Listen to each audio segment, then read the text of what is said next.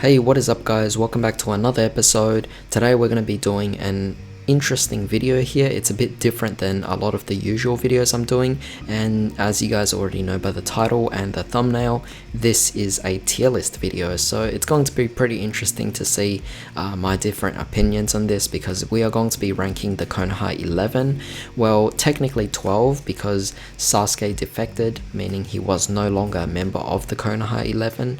However, he is part of the same class, and yeah, it only makes sense for him to actually also be on this list as well.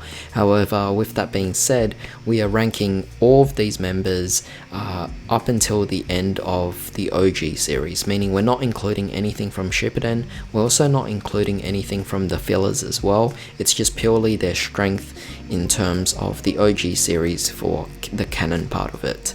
But yeah, this is just all my own opinion. It's quite hard to obviously pinpoint a particular direction as to how you would rank them, because based on intelligence, based on physical strength, based on taijutsu, ninjutsu, genjutsu, it all comes into a wide factor, a wide variety of different choices, and because of that it kind of makes it a bit difficult. So I'm also going for an overall on who I believe would suit each particular tier. But as we can actually see by these tiers though, we could see that there's an S tier, an A tier, B tier, C tier, and D tier. I didn't include an F tier for the fact that I think if anyone was in F tier, they would pretty much be kicked out and be sent back to the academy, which is something that I don't believe in, at least for the members shown over here. And I believe that D class is the worst that they could get. They're just slightly under average, I guess, but in this particular case there might be some justifications as to more specific traits, but we'll just get to it when we actually get to those particular characters.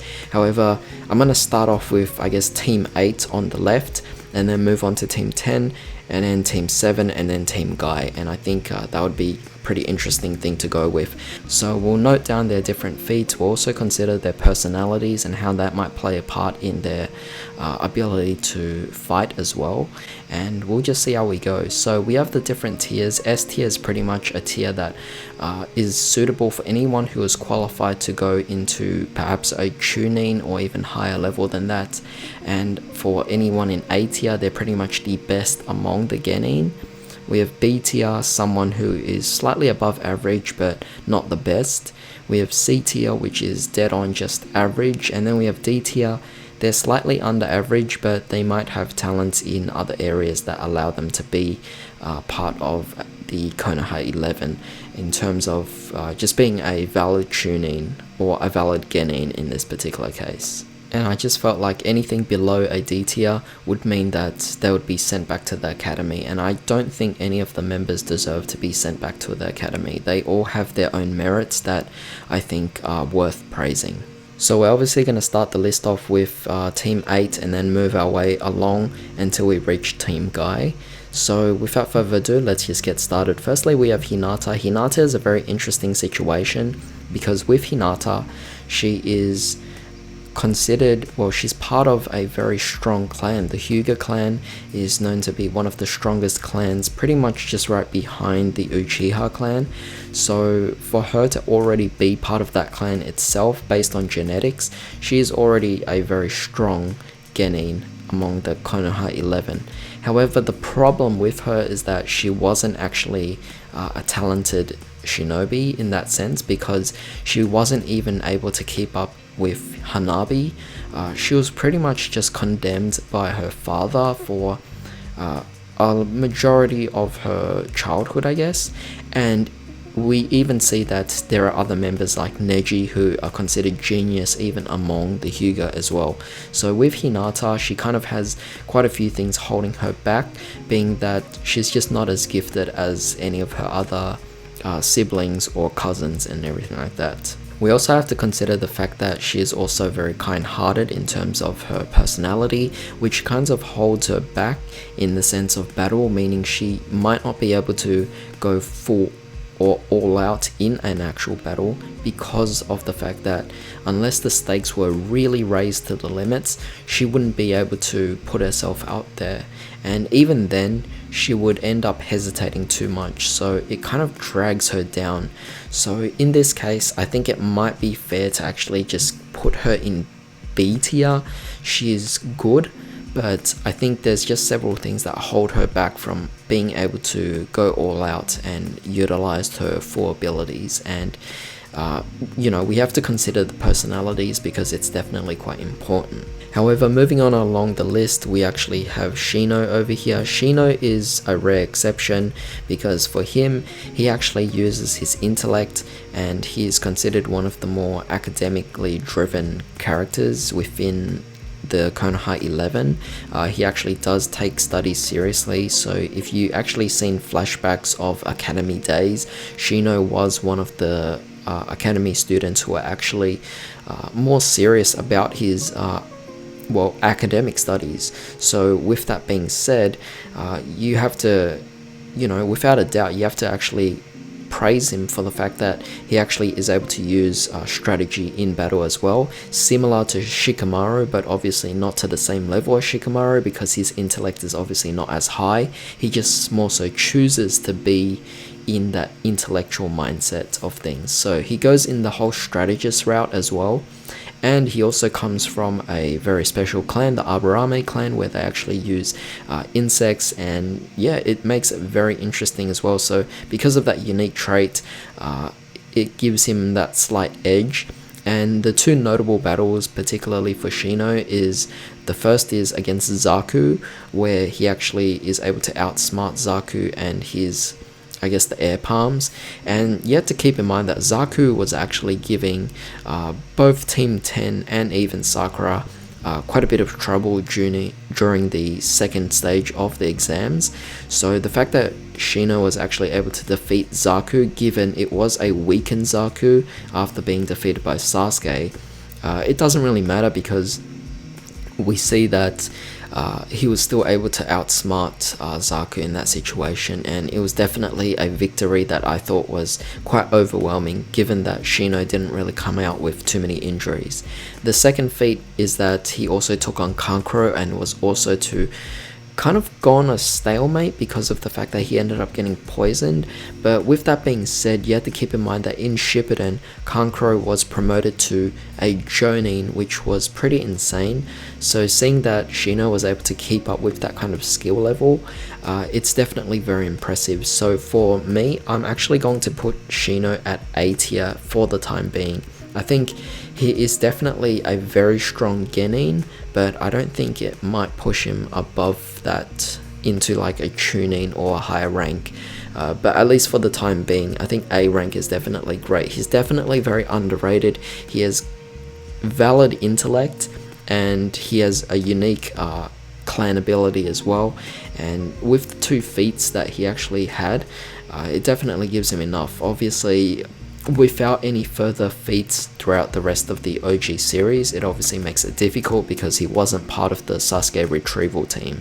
However, speaking of the Sasuke retrieval team, we have our first member, and that would be Kiba. Kiba is quite interesting. He obviously comes from the Inuzuka clan, specializing in scent. He is similar to Naruto in the sense that he is a knucklehead as well, so he is quite reckless when it comes to fighting, and he is focused more so on all-out attacks.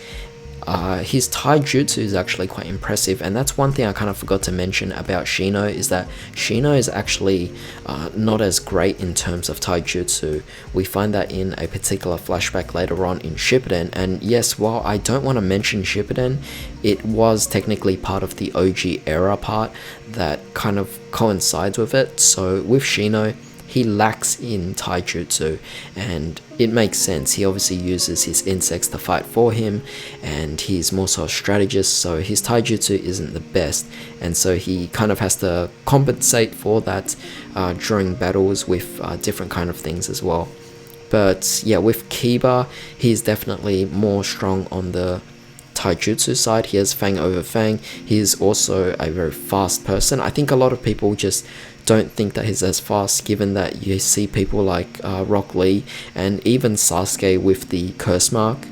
just stage 1 Curse Mark Sasuke was already really fast as well, but Kiba with the Fang over Fang puts him at a very fast rate. Of course, he did lose to Naruto, but you also have to keep in mind that Naruto is quite the unpredictable ninja as well. Kiba, in this sense, one of his main feats would be in the battle against Sakon and Ukon. So in that particular battle, it was obviously not as well for him because he was technically about to die until Kankuro came in, but either way we got to saw that he had the three-headed beast, which made things, or no, the double-headed beast, sorry, which made things actually quite interesting as well, given that he had quite a bit of power there. He was able to even dent the Rashomon that was being summoned, given it was just a one-layer Rashomon, but the fact that he was able to dent it is definitely quite impressive. But you know, one layer compared to like 3 layers and 5 layers later on, that's obviously going to be showing that that's where his limits are. And with that kind of limit in terms of like an ultimate attack, and also in terms of his speed, his taijutsu, and his personality, which puts him at a more reckless standpoint, I think at best I'm putting him in B tier. I think he would actually get the edge over Hinata, but even then it would be by, I don't know, not too big of a margin in this particular standpoint. So now let's move on to Team 10. Team 10, we have Choji. Choji is quite interesting as well with the pills, which I'm actually going to be including in this situation. Here's the green pill, the yellow pill, and the red pill. And look, if anyone is able to actually stick it out to the end and survive it before Choji actually takes them down, then Choji would end up taking the heavy effects of the pills itself, and that would put him at a disadvantage. However, we can't deny that Choji is one of the strongest members in terms of physique itself. His physical abilities is definitely at the very top, aside from certain members of Team Guy. But yeah, with that being said, he was able to pull off a partial expansion jutsu and also a full expansion jutsu for just a brief period of time against Jirobo. He also was able to single-handedly kill Jirobo on his own accord as well. So that is definitely something that you have to praise. But with that being said, would I put him in A tier? It's kind of hard to put it there because of the fact that he doesn't necessarily possess the intellect that allows him to go up onto the strategist level, and I think that he would easily just lose to a lot of the more strategic fighters up top. So with that being said, I'm putting Choji at B tier. I think he's actually stronger than Kiba, but with that being said, at best he's a high B tier. Next we have Ino.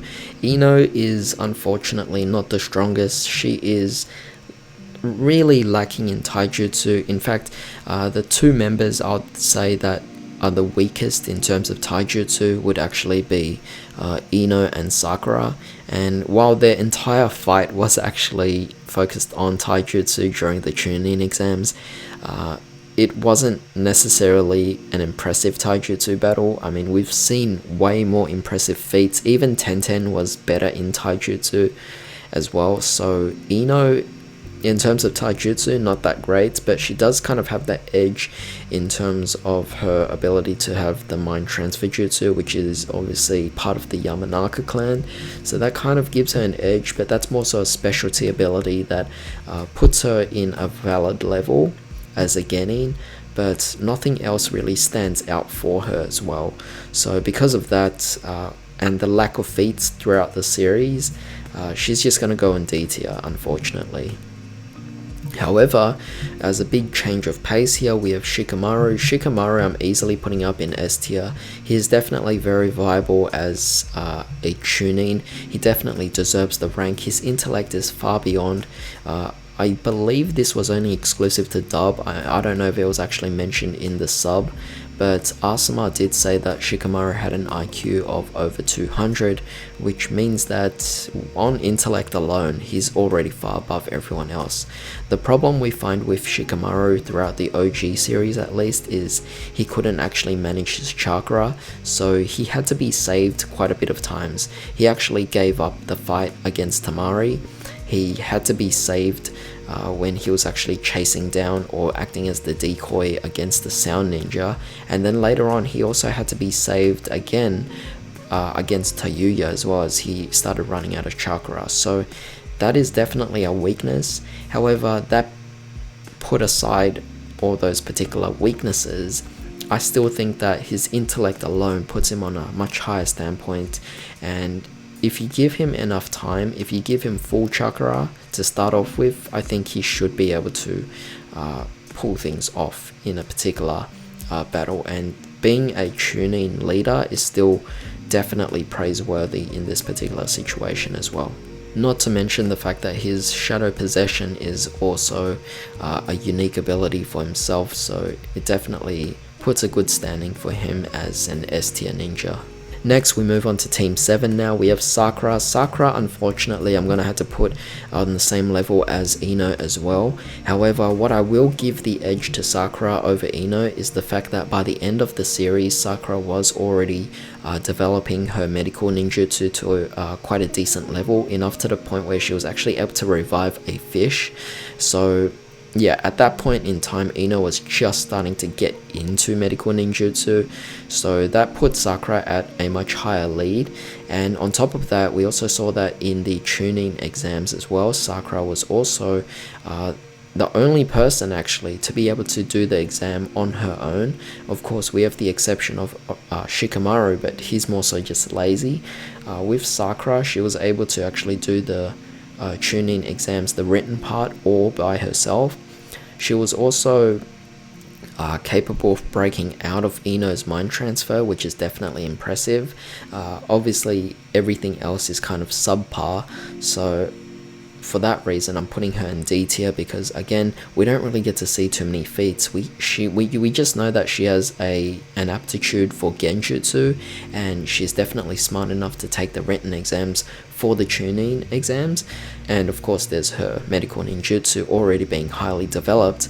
But aside from that, there's nothing else that I could really give to Sakura in this particular situation, which is why she goes to D class for the time being. So next we have over here Naruto and Sasuke. I actually think I'll go with them last. I'm just going to move on to Tenten. Tenten, I'm going to put her in C tier right away. I mean, she's definitely got the edge over Ino and Sakura. Her abilities, her taijutsu is actually quite specialized, to the point where Neji actually trusts her shuriken jutsu abilities. They think that her aim is actually that good, and that they were actually quite surprised that she was actually not doing as well during the tuning exams.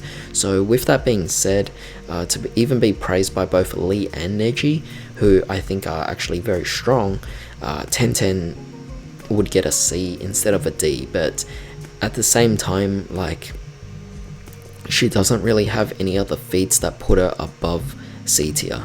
So now let's actually move on to Lee. Lee, look, being able to unlock the 5th gate is pretty insane.